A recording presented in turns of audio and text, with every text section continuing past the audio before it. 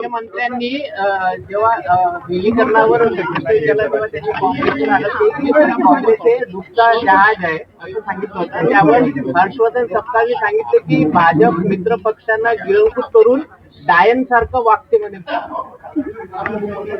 काँग्रेस दुप्त जहाज आहे हे भारताच्या 140 कोटी जनताला कळते आहे आणि हे जहाज लवकरच अरबी समुद्रात डुबणार आहे. राहिला प्रश्न पार्टनरचा, जे आमचे पार्टनर्स आहे. आज मोदीजीच्या नेतृत्वामध्ये आपण अटलीचा काळ बघितला, आता मोदीचा काळ बघतोय. एनडीएला सन्मान, एनडीए सांभाळणे, 23 पक्षांना सांभाळणे, 13 पक्षांना सांभाळण्याचं एक कार्य आपल्या एनडीएने केलं, आमच्या प्रधानमंत्री मोदीजींनी केलं. कधी एनडीएच्या पार्टनरला कुठल्याही पद्धतीने त्यांना धक्का लागेल असं कुठलंही कृती भाजपने केलं नाही. उलट हर्षवर्धन सपकाळांना विस्मृती झाली असेल, अल्मायझर झाला असेल.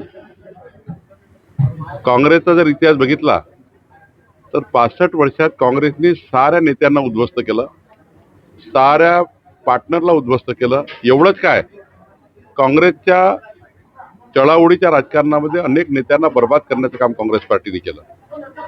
आज देशात जेवढे काही पक्ष बघा तुम्ही काँग्रेसपासून दूर गेलेले, हे सर्व काँग्रेसच्या नेतृत्वाने केलेलं या ठिकाणी आपल्या पक्षासोबतची बेईमानी आहे. शरद पवारजी काय केले, ममता बनर्जी काय केल्या, या देशात हजार उदाहरण देता येईल की काँग्रेस पार्टीच्या बडी पडलेले पक्ष आहेत. आणि त्यामुळं यांनी पूर्व इतिहास तपासावा.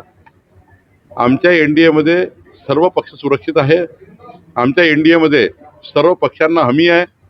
प्रधानमंत्री मोदी सारखा कणखर नेता एनडीएच्या पाठीशी उभा आहे. आणि त्यामुळं काँग्रेस हे डुबतं जहाज आहेत, पण हे अरबी समुद्रात लवकर डुबणार आहे.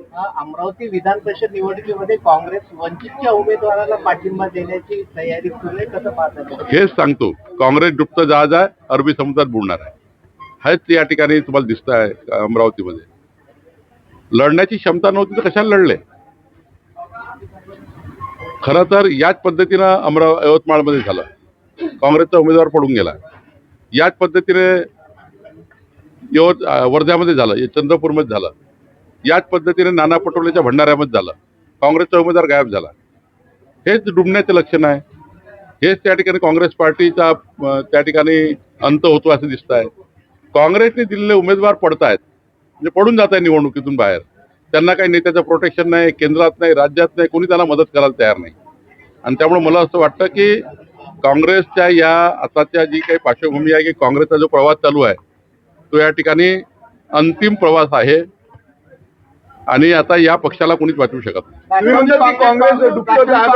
काँग्रेस सोबत उद्धव ठाकरेंची शिवसेना जाईल असं रवी राणा म्हणतात. मी तेच सांगतो की काँग्रेसच्या जहाजावर जे बसले ते सुद्धा काँग्रेसच्या जहाजामध्ये डुबणार आहे. त्यांचाही काही ते वाचतील असं नाही आहे. ज्यांनी काँग्रेसचा हात पकडला सारे डुबणार आहेत. राष्ट्रवादी काँग्रेसमध्ये चर्चा सुरू आहे, कसं पाहतात? मला वाटत नाही, कारण डुबत्या जहाजात कोणी बसायला तयार नाही आणि शरद पवारजी सारखे प्रगल्भ नेते तर बिलकुल बसणार नाही.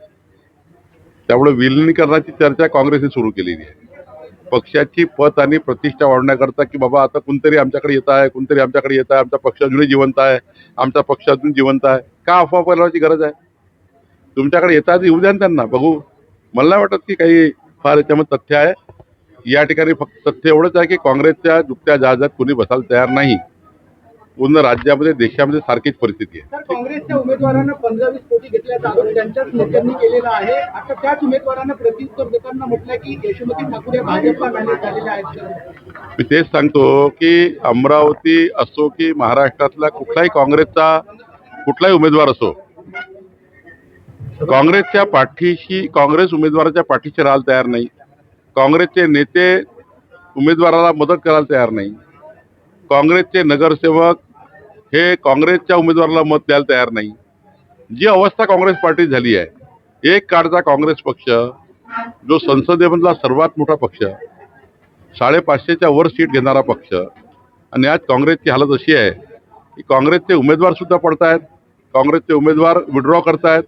त्यांना कोई नेता नाही, दिशा नाही, दशा नाही, सारा बर्बाद झाला आहे.